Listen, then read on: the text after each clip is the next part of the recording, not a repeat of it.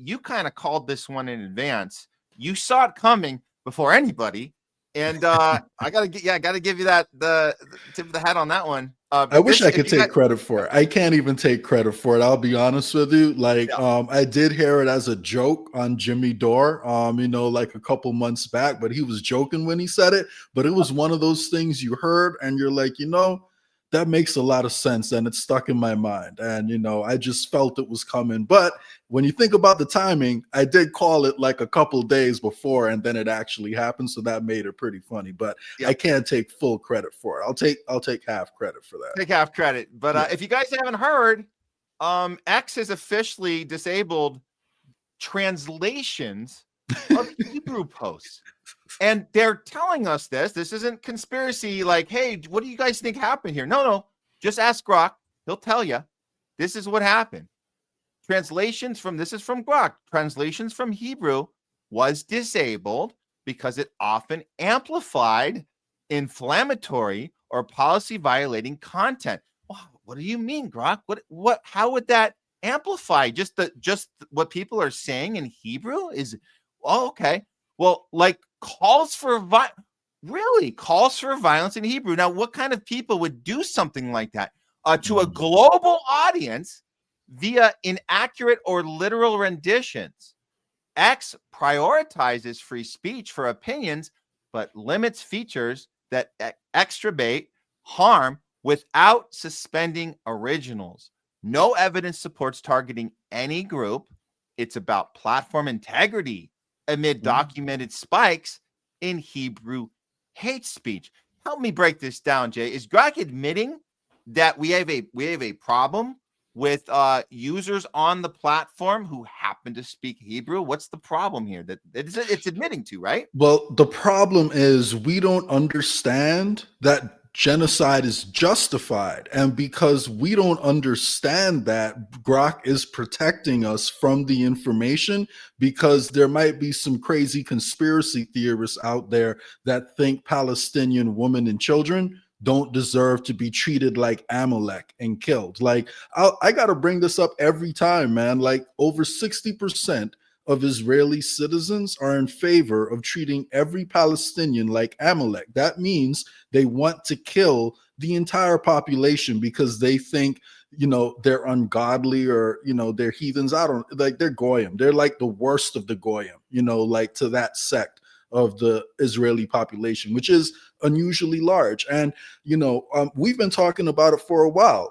Like, if you listen to what they say in Hebrew, it's very different from what we hear in English. So I guess now, people are getting more and more aware of the fact that they tell the truth in Hebrew all the time. And now we're in the position where Grok is straight up taking the position that they're just going to prevent us from understanding what they're saying, which will actually have, again, the opposite effect. Because when people realize what's going on, now they're going to realize, oh, wow. So Israelis talk so crazy that they don't want the rest of us to understand what's going on. So, I mean, yeah, I guess it's because we don't understand that the genocide of Palestinians is actually justified. So maybe we need to, research that part a little bit more. But, it's all about protecting us. Because we're the problem, right? That's what you're saying. We're the problem.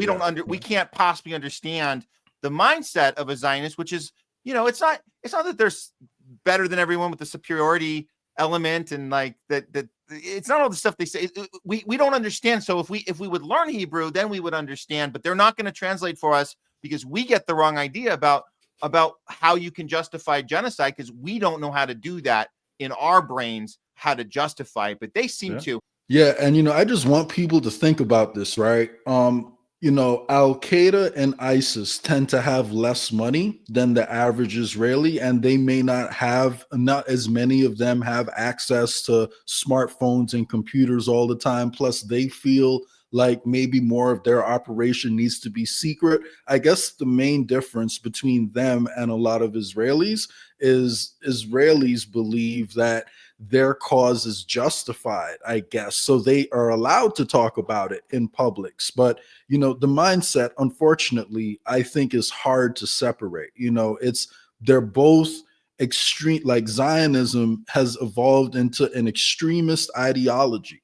And it didn't start out 100% that way. There were always elements of it there. But the current implementation of Zionism is simply a supremacist ideology. And, the more people look into what they're saying over there, the more people are waking up to what's going on. So I don't know how much longer they'll be able to do that. But, I did bring 2 props. I do want to share real quick. I actually ordered 2 new books.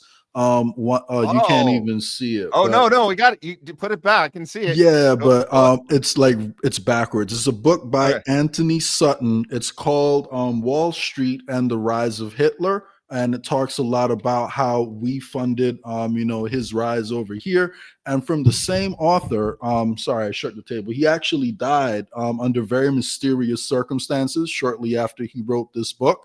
But it's called America's Secret Establishment, the Introduction to the Order of Skull and Bones. And one thing that is a really interesting overlap, right, between the Order of Skull and Bones and, say, the Epstein files is when you get inducted into this secret society, part of the pledging process is you have to tell all your deepest, darkest secrets that you don't want anyone to know. So maybe it's possible there's a little bit of blackmail going on. I mean, I don't know. But, I think we definitely need to continue talking about Zionism. But I don't know if you noticed this, but the Pope was brought up several times in the Epstein files. The Vatican was brought up several times in the Epstein files. We got to remember, Zionists are the front line.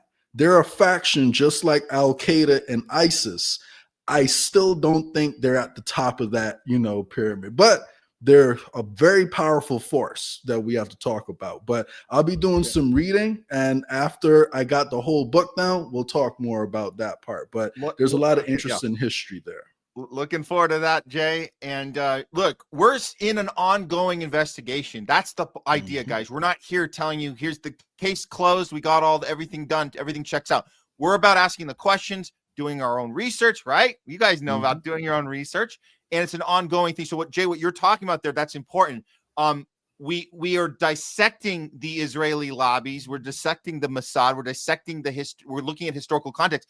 But there are levels and echelons that we haven't fully comprehended, and we're working on it. So as we do it, it's important that we apply these principles throughout. And I think that the number one lesson we can take with us as we're doing our investigation is that there are people of power, and there's people above that, and there's people above that. And to fully understand the magnitude of how power works, we have to understand that there's a difference between millionaires, billionaires, and trillionaires. Those are a lot different things going on there. And it's hard for us to understand. We think it's rich and poor, but we don't understand how power and money actually works. And we played a clip of Massey earlier, who's explaining to the CNN audience that once you get to a level of billionaire, you don't care about political party anymore. That doesn't matter.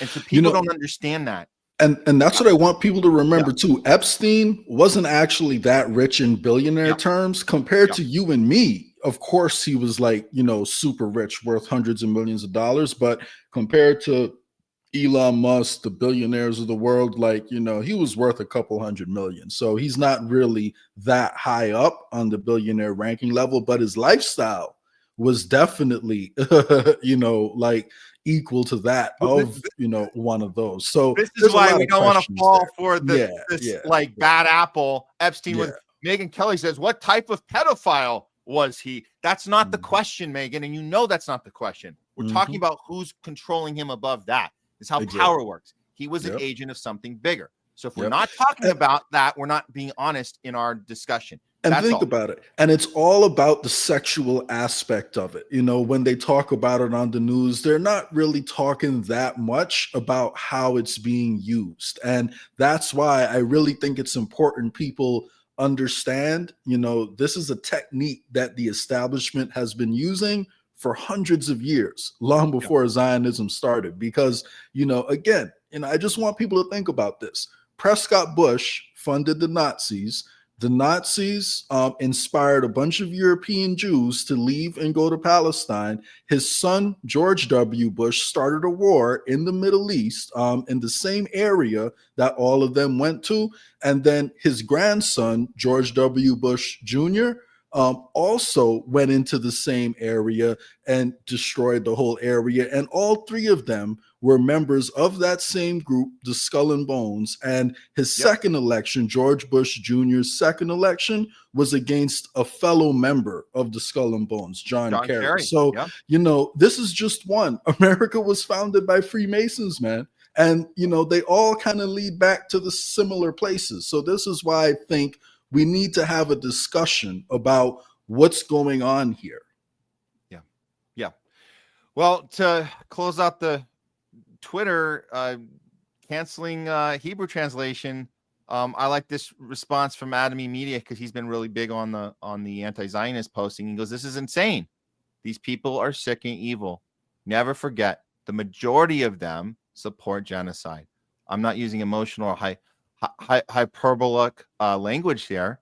This is based on every survey and poll of the Israeli people, as Jay mentioned.